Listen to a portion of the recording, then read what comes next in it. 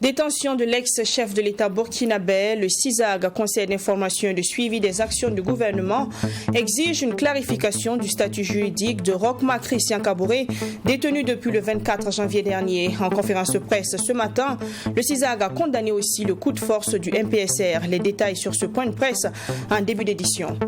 912 bidons d'huile de 20 litres impropres à la consommation saisis et présentés ce 17 mars à la presse. 8 délinquants, dont une quadragénaire, s'adonnaient à la fabrication d'huile dangereuse pour la santé depuis 2020 à Kosodo, à la sortie nord de Ouagadougou. La police de Nongolmassam a débusqué ces malfrats et a présenté leur mode opératoire. Tous les détails dans ce 20h. Matchs amicaux internationaux, les étalons rencontrent le Kosovo et la Belgique le 26 et le 29 mars prochain.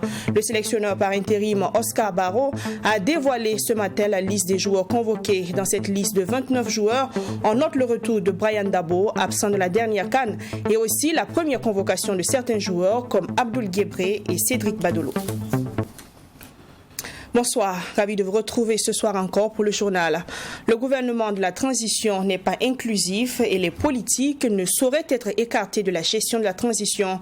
C'est ce qu'a dénoncé le CISAG, Conseil d'information et de suivi des actions du gouvernement, ce jeudi 17 mars lors d'une conférence de presse. Cette organisation de la société civile invite également les nouvelles autorités à clarifier le statut juridique de l'ex-président en rapport avec sa détention. Maxime Jean Bambara. Après le temps d'observation qu'il dit s'être donné depuis l'avènement des autorités militaires au pouvoir, le CISAG, Conseil d'information et de suivi des actions du gouvernement, sort de son silence pour non seulement condamner ce qu'il qualifie de coup de force, mais aussi regretter que cela ait été cautionné par les populations. Cette organisation de la société civile se désole par ailleurs du fait que la situation sécuritaire ne cesse d'aller de mal en pis. Donc on est en droit de se poser la question à savoir, est-ce que réellement, les raisons pour lesquelles ils sont venus prendre le pouvoir sont des raisons fondées? Qu'est-ce qu'ils ont pris? Parce que je pense que pour faire un coup comme ça, il faut prendre des dispositions. Donc, en fait, je pense que nous sommes dans une situation où on n'a pas besoin de donner du temps aux gens pour nous donner des résultats. Parce que nous voulons des résultats le plus rapidement possible, dans la mesure où c'est cette raison qui les a amenés à prendre le pouvoir. Et nous nous disons que ils étaient prêts à toutes les éventualités avant de venir prendre le pouvoir. Selon les conférenciers, la formation du gouvernement de transition n'augure pas de lendemain meilleur pour le Burkina Faso. Pour le CISAG, le gouvernement n'est pas inclusif et les politiques ne sauraient être mises à l'écart de la gestion de la transition. La formation du gouvernement, elle n'est pas inclusive dans la mesure où, aujourd'hui, on ne peut pas écarter les partis politiques du jeu politique, parce que c'est les partis politiques qui animent la vie politique d'un pays. Les partis politiques, c'est ceux-là qui connaissent mieux et qui maîtrisent mieux le terrain politique. Ils en place des délégations spéciales. Voilà un exemple qui est là. Les partis politiques, on les a exclus. On dit, bon, d'accord, ils ne vont pas participer. Mais voilà ce qui nous crée pas un problème. Intégrer les partis politiques. Acceptons que les partis politiques s'impliquent dans la mise en place des délégations spéciales. Vous allez voir si ça va marcher ou pas. Le Conseil d'information et de suivi des actions du gouvernement exige par ailleurs une clarification du statut juridique de l'ex-président Roch-Marc Christian Kaboré, toujours détenu par les militaires. Issaka Ouedraogo et ses camarades demandent également des explications sur le cas de l'activiste Ibrahim Maïga, qui, selon eux, se serait soustrait de la justice en quittant le pays sur la pointe des pieds. La police nationale, dans sa mission régalienne de protection des personnes et de leurs biens, a mis un terme ce jeudi 17 mars aux activités d'un réseau de présumés délinquants dans la zone industrielle de Kosodo, dans la ville de Ouagadougou. Au nombre de 8, ces derniers s'adonnent à des activités de production et de commercialisation d'huile alimentaire impropre à la consommation, de tromperie de consommateurs et également des faits de blanchiment de capitaux. Le compte rendu de Serge Kaboré. Nous sommes ici dans la zone industrielle de Kosodo, dans une unité de production et de commercialisation d'huile alimentaire impropre à la consommation. Démantelée par la brigade de recherche et d'intervention du commissariat de police de Nongr-Massam, suite à une dénonciation anonyme, le butin à la suite de l'enquête ouverte se compose d'un camion, 912 bidons d'huile de 20 litres et 211 fûts, dont 43 remplis d'huile. Durant le mois de février 2022, nous avons reçu une information d'une personne digne de foi et désirant garder l'anonymat de ce que des individus s'adonneraient à des faits de production et de consommation d'huile alimentaire impropre à la consommation. Donc, menu de cette information, nous avons envoyé en mission les éléments de la brigade de recherche et d'intervention du CPA Nongr-Massam qui ont pu interpeller 8 personnes dont le principal auteur est une dame, la nommée YF, qui est une reprise de justice pour les mêmes faits. L'unité de production clandestine est donc mise en place par Dame YF, âgée de 48 ans, sous le couvert d'une association qui, à la base, fabrique du savon. Continuons toujours dans nos investigations. On s'est rendu compte que le récépissé de l'association, le récépissé était destiné à la production et à la commercialisation du savon. Donc, Madame YF a détourné le récépissé pour produire non pas du savon mais d'huile alimentaire et qui s'avère être impropre à la consommation. Dans cette unité de fabrication fonctionnelle depuis 2020, voici le mode opératoire. Plusieurs barriques en fer sont utilisées pour mélanger certains produits, à savoir du caustique soda, communément appelé soude caustique, et des huiles de coton payées sur le marché. Quelques instants après ce mélange, la solution se décante, le savon se forme en bas et l'huile au-dessus. Grâce à un système de dissolution d'eau et de filtrage, l'huile formée est recueillie dans des récipients et ensuite portée à ébullition pour faire évaporer l'eau. Après refroidissement de l'huile, il est procédé à son conditionnement dans des bidons de 20 litres non étiquetés et mis sur le marché à raison de 13 500 francs le bidon. Certains sont toujours en cavale parce que ce qu'on doit aussi ajouter, l'huile qu'on a saisie sont conditionnées dans des bidons de 20 litres pour être revendues dans les provinces du Boulkemde et également de la boucle du Mouhoun. Il y a également au niveau d'une frontière et avec un pays voisin. Il faut noter également que les intéressés ont été présentés à monsieur le procureur près du TGI de Ouaga 1. Les résultats de cette enquête sont le fruit de la collaboration avec les populations à qui les forces de sécurité réitèrent leur disponibilité à les écouter et à les assister. Elles sont par ailleurs invitées à rester vigilantes et à dénoncer tous les cas suspects.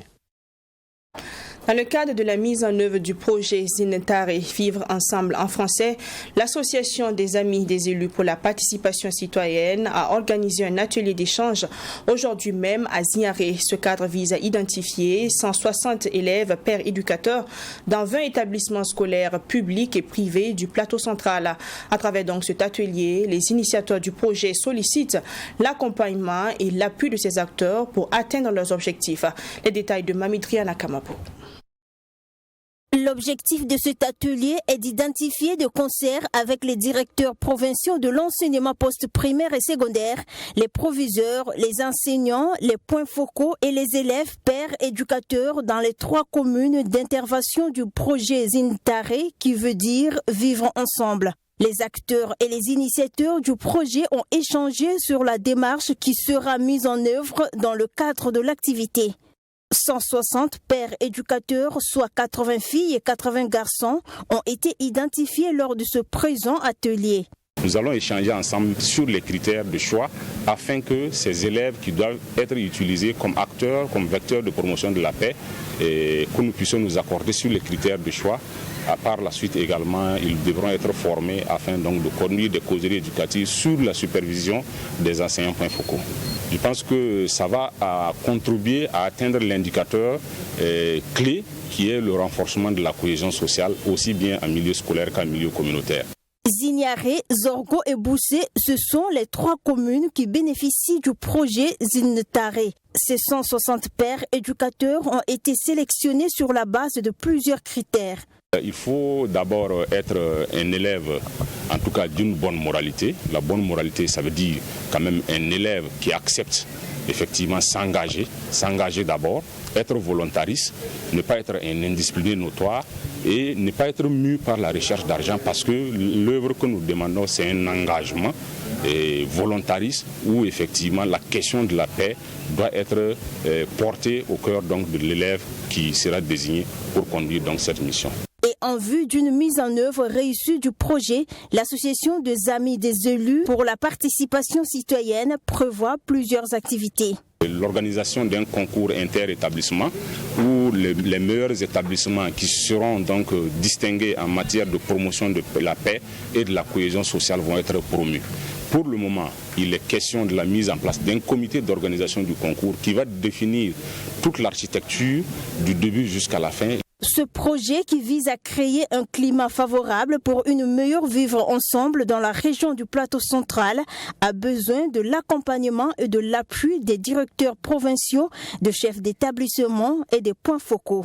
En milieu scolaire, nous constatons vraiment des situations où il y a l'insécurité et il y a la violence scolaire en milieu scolaire. Donc je pense que ce projet-là va beaucoup contribuer à ce qu'il y ait un vivre ensemble, un gynétoire sain au niveau de nos établissements. Donc nous ne faisons que louer leur initiative. Donc à tous les niveaux, nous serons avec eux pour les accompagner. Tout ce qu'ils vont nous demander, nous allons les accompagner. Pour rappel, le projet Zindintare, qui signifie vivre ensemble, a une durée de 24 mois. Un projet estimé à plus de 96 millions de francs CFA. Célébration de la Journée internationale des droits de la femme en différé à l'École nationale des régies financières ENAREF. Les élèves ont eu droit à une conférence publique sur le leadership féminin et l'engagement social face à l'assistance. Raïmwende Eldakwama, coach, formatrice et conférencière. La conférence publique s'est tenue ce 17 mars 2022 au sein de l'école à Ouagadougou. Voici pour vous le reportage de Fatima Tankima. Jeudi 17 mars 2022, c'est la date qu'a choisi l'École nationale des régies financières ENAREF pour célébrer la femme. Un 8 mars en différé, marqué par cette conférence publique. Objectif, échanger pour avoir une même idée du leadership et faire comprendre aux femmes l'importance d'être des leaders dans la société. Il y a tellement d'associations de femmes, tellement de collectifs de femmes qui essaient de faire des revendications, qui attendent aussi le mois de mars pour faire ressortir leurs idées par rapport au leadership, alors que tous les jours de l'année, les femmes doivent faire quelque chose. Donc je pense que les femmes gagneraient à faire plus que ce qu'elles font aujourd'hui et qu'elles sortent des sentiers battus pour avoir encore plus d'impact. Yili Monikam, marraine de cette célébration de cette journée de la femme à l'ENAREF, n'a pas manqué de louer l'initiative. Selon cette dernière, le thème choisi est interpellateur pour toute femme en quête de paix et d'équité sociale. C'est donc pour elle une occasion de dresser un bilan sur la situation actuelle du pays, tout en pensant aux contributions que les femmes peuvent apporter. Ce jour, nous sommes amenés à réfléchir en tant que des cadres et la relève de notre pays, à prendre conscience de ce que nous avons un grand rôle à jouer dans la construction de la conscience collective dans notre nation et comment un fonctionnaire peut travailler dans le cadre de sa profession à se départir de la politique, à mettre en avant l'intérêt public, l'intérêt de la nation, à défendre au quotidien des valeurs de citoyenneté. Rappelons que cette journée dédiée à la femme est une tradition qui se perpétue chaque année à l'ENAREF grâce au bureau des élèves. Et au-delà de cette conférence publique au profit des femmes, plusieurs autres activités étaient au programme, parmi lesquelles un don de sang et des prestations artistiques. Ouagadougou abritera la première édition du championnat d'Afrique de slam poésie pour les nations francophones du 15 au 20 mars 2022. C'est une compétition initiée par la Confédération panafricaine de slam poésie en collaboration avec l'Institut français de Ouagadougou. Première au Burkina Faso, cette édition a pour objectif de renforcer les capacités des slameurs. C'est aussi l'occasion pour les initiateurs de former des jeunes en écriture et performance à travers des ateliers. Mamitri Anakamabo. Synonyme de vital, Le championnat d'Afrique de slam poésie pour les nations francophones, CASNAF, est une initiative née de la rencontre en Suisse de 4 jeunes slameurs poètes francophones. C'est un championnat qui réunit le maximum de pays francophones en Afrique. Pour le représentant de la Confédération panafricaine de slam poésie, le CASNAF est un cadre d'échange des cultures africaines par le biais de la langue française. Ce championnat se veut multidimensionnel et fera appel à diverses sensibilités. Réunir également les slameurs et slam masters d'Afrique pour parler des questions et des problèmes, régler les problèmes, essayer de résoudre les problèmes liés justement à l'oralité, liés au mouvement de l'art oratoire, de la poésie sur le continent et partout dans le monde. Apollinaire Ouetraogo se réjouit de la tenue effective au Burkina Faso de cette première édition qui, selon lui, relève du miracle au regard du contexte actuel sociopolitique du pays. Toujours selon lui, l'objectif du CASNAF est d'élire le meilleur slameur francophone de l'Afrique qui représentera le continent à travers le monde. Parce que lors d'une rencontre au préalable en Afrique du Sud en 2014 où ils ont voulu intégrer cette partie francophone du slam dans l'anglophone et trouver un terrain pour réunir tous les fils et filles de la poésie autour d'une même langue. Au fait, nous avons eu à relever justement la question de la langue. En marge de la compétition de slam se tient également des ateliers de formation du côté de la maison d'arrêt et de correction de Ouagadougou pour approfondir la connaissance des jeunes qui désirent s'exprimer à travers la poésie. Ils vont se déplacer, aller appuyer déjà ce que nous avons commencé et permettre aux slameurs qui sont à la fois des ex-détenus, parce que depuis que nous avons commencé, il y a des slameurs qui ont été relaxés, il y a des slameurs qui sont toujours là-bas, mais permettre à ces personnes qu'à la sortie, à la fin de leur peine, qu'ils puissent quand même retrouver quand même, je dirais, leur honneur et leur honneur à travers le slam et à travers leur engagement. Parce que ce que nous les apprenons, ce n'est pas seulement le slam, mais l'humanité. Notons que la Confédération panafricaine de slam poésie regroupe à son sein 30 pays d'Afrique francophone. Prévu se tenir avec la participation de ces 30 pays, c'est finalement 5 pays qui seront représentés au championnat d'Afrique de slam poésie cette année. Il s'agit du Tchad, du Togo, du Mali, du Congo et du Burkina Faso. J'ai rêvé d'un monde où les hommes sont... Football, en prélude des 2 matchs amicaux contre le Kosovo et la Belgique, le sélectionneur national des étalons par intérim, Oscar Barraud, a dévoilé la liste des joueurs convoqués ce jeudi 17 mars 2022. 29 joueurs ont été officiellement convoqués et 4 sont sur la liste d'attente pour discuter ces 2 rencontres très importantes les 26 et 29 mars prochains. On découvre ensemble la liste complète des étalons qui seront face au Kosovo et à la Belgique avec Yassine Sawatko. Stabilité, performance et combativité sont entre autres les critères du sélectionneur national intérimaire Oscar Barraud au moment de dévoiler sa liste pour les 2 matchs amicaux lors des journées FIFA. De nouvelles têtes font leur apparition en équipe nationale A. Abdoul Diebré de Monopoly en Italie, Cédric Badolo de Sheriff Tiraspol en Moldavie, Mamadi Alex Bangré de Toulouse en France et Noufou Zagré de RCK découvrent ainsi pour la première fois l'écurie nationale. On note également le retour de Brian Dabo, absent lors de la dernière CAN. Nous avons estimé que Brian a un vécu. Il a un vécu partout là où il a joué. Il est quand même l'un des joueurs les plus expérimentés de ce groupe. Je pense qu'il pourra partager son vécu avec les jeunes joueurs que nous avons. Et en plus de ça, c'est vrai, il est caractériel. Voilà, il est caractériel. Je pense que ce caractère, des fois, on a besoin de ça aussi dans un groupe. Voilà, c'est vrai, le caractère, il faut le différencier de l'indiscipline ou encore de l'impolitesse. Voilà, donc, je pense que sur ces aspects, nous croyons que nous allons pouvoir tirer le maximum de Brian pour l'équipe. Pour Oscar Barrow, les joueurs convoqués doivent mouiller les maillots pour confirmer leur place au sein du groupe. Ceux qui sont convoqués, puisqu'il y a des interrogations sur leur convocation. Donc, c'est dire que ces joueurs-là sont obligés de prouver qu'ils méritent d'être convoqués.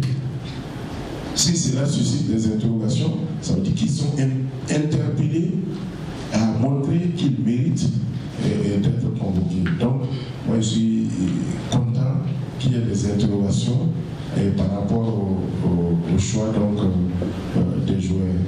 Cela est intéressant et cela va amener les joueurs à se surpasser pour montrer qu'ils méritent d'être sur la liste. 2 matchs ô combien importants pour le staff technique intérimaire des étalons et même pour les joueurs. Pour Oscar Barrow, l'objectif est clair. C'est de faire une très bonne prestation. C'est d'aller montrer un bon visage, une bonne image de notre équipe nationale à l'extérieur. Contre le Kosovo, où les gens pensent que non. Moi, j'ai regardé les matchs du Kosovo. C'est une très bonne équipe qui fait de très bons résultats avec les grands pays. Et bien, contre la Belgique, on n'en parle pas. Donc, c'est-à-dire que nous avons comme objectif de faire une bonne prestation et de montrer une bonne image de notre football. En rappel, les étalons du Burkina Faso à ces journées FIFA jouent leurs 2 matchs amicaux le 24 contre le Kosovo au stade Woukri de Pristina à 19h45 et le 29 mars contre la Belgique au stade Lotto Park d'Anderlecht aux mêmes heures. Et pour terminer ce soir, la Guinée-Bissau, il y a quelques semaines, a été secouée par une tentative de coup d'État au cours de laquelle 12 personnes sont mortes lors de l'ouverture de l'année judiciaire. Le président Umaru Embalo Sissoko en a profité pour demander que les enquêtes sur cette tentative de coup d'État se poursuivent et que les auteurs soient traduits en justice. Il y a quelques semaines, la Guinée-Bissau a été secouée par une tentative de coup d'État au cours de laquelle 12 personnes sont mortes. Lors de l'ouverture de l'année judiciaire, le président Umaru Embalo Sissoko en a profité pour demander que les enquêtes sur cette tentative de coup d'État se poursuivent et que les auteurs soient traduits en justice. Il voulait provoquer le chaos et condamner ainsi la Guinée-Bissau à un nouveau cycle d'instabilité politique et de destruction des espoirs de développement qui ont été patiemment restaurés au cours des 2 dernières années. L'État bissau-guinéen est debout. Le président de la République, qui a été élu librement et démocratiquement par le peuple bissau-guinéen, reste fermement dans sa fonction de président. Quelques jours après la tentative de coup d'État, le président a annoncé l'arrestation de 3 personnes, dont celle d'un ancien chef de la Marine nationale. Il a également limogé l'actuel chef de la Marine nationale ainsi qu'un haut commandant de l'armée pour des raisons qui restent encore floues. Nous reconnaissons que la prévalence croissante des intérêts personnels ou de groupes sur les intérêts de l'État lui-même menace de manière significative notre système démocratique et notre état de droit, générant ainsi une grande et dangereuse division dans notre société avec d'énormes répercussions sur l'activité judiciaire. Malgré cela, le pouvoir judiciaire, qui incarne les tribunaux à travers ses magistrats, est et restera un pouvoir apolitique et non partisan. La Guinée-Bissau connaît régulièrement des coups de force. Depuis son indépendance, le pays a connu une série de coups d'État, militaires ou non, dont le dernier ayant réussi remonte à 2012. C'est la fin de cette édition. Merci de l'avoir suivi. On se retrouve demain pour un autre journal. D'ici là, prenez toujours soin de vous et prenez soin des autres. À demain. Bonsoir.